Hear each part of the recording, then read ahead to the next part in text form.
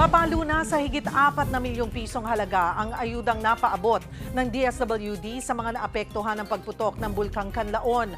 Tuloy-tuloy din ang pamamahagi ng family food packs ng DSWD field offices sa Negros Occidental at Negros Oriental. Para bigyan tayo ng update, makakausap natin si DSWD Assistant Secretary Irene Dumlao. Magandang tanghali po sa inyo, ASEC. Magandang tanghali, Ms. Cheryl. Magandang tanghali din po sa lahat ng sumusubaybay ng inyong programa. Salamat po sa oras. ASEC, may balita na po ba na nadagdagan pa yung mga inilikas na residente dahil nga po dito sa pagputok ng bulkan? So far, ilang pamilya na po ba ang naabutan natin ng tulong?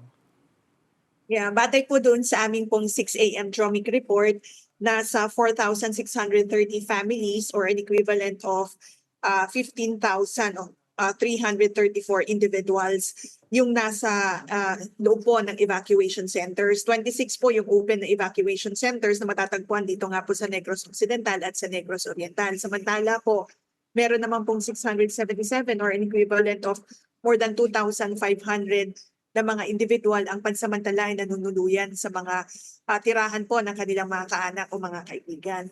Yung total cost of humanitarian assistance already extended by the DSWD ay tama po yung nabanggit nyo, umabot na po sa mahigit 6.7 million pesos. At yan nga po ay binubuo ng mga family food packs and non-food items. Yung non-food items, yan po yung mga hygiene kits and mga sleeping kits.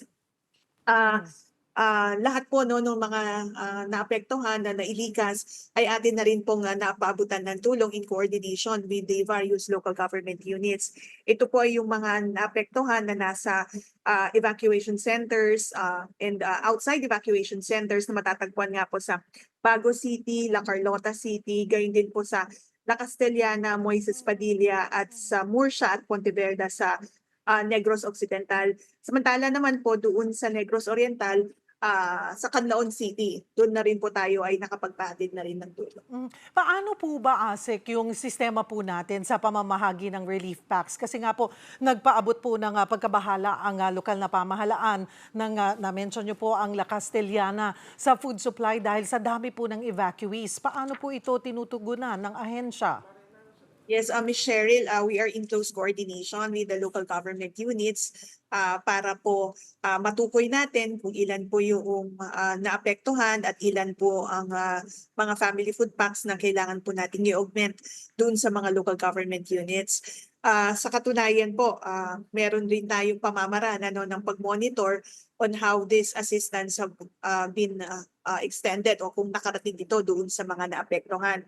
Ang DSWD, gumagamit tayo ng Family Access Card in emergencies and disasters.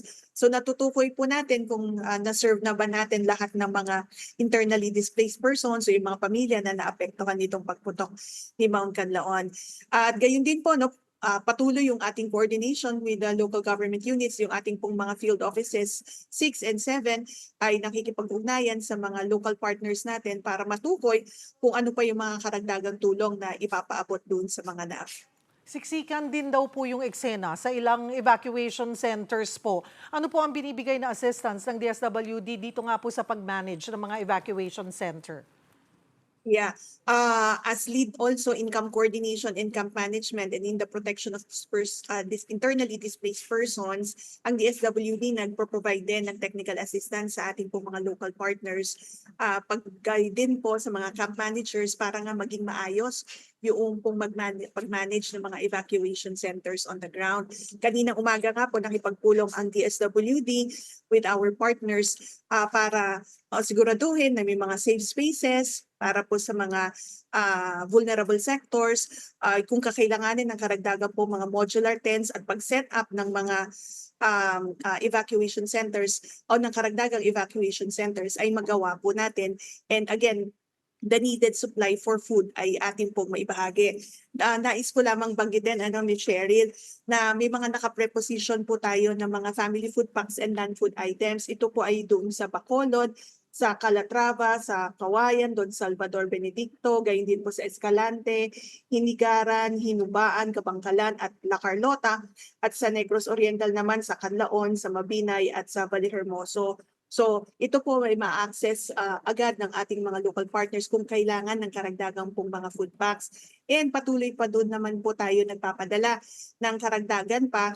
In fact, yung Visayas Disaster Response Center nagpadala ng additional 5,000 family food packs sa ating field office para ma-replenish yung pong naka-preposition na. And of course, Michelle, kung protracted itong effect ng pagputok ng Mount Canlaon, ay masustain din natin yung response efforts po ng ating ahensya. Panghuli na lamang po, ASEC, posible raw po magpasko at magbagong taon sa evacuation centers ang mga evacuee. Gaano po kahanda ang DSWD kung magtagal pa nga ang pag-aalboroto po ng Bulkang Kanlaon? Gaya ng nabanggit ko kanina, Ms. Cheryl, nasa mahigit 80,000 yung mga family food packs na naka-preposition dyan sa Negros Occidental at sa Negros Oriental. So kung magpapatuloy itong pananatili po nila sa mga evacuation centers, nakahanda ang DSWD. So matotal po nasa mahigit 1.5 million yung family food packs na strategically prepositioned across the country kung kailangan natin ng karagdagan pa na food and other relief items na dalhin sa Region 6 and Region 7, magagawa din naman po natin yan, Ms. Sharon. Marami pong salamat, ASEC Irene Dumlao ng DSWD.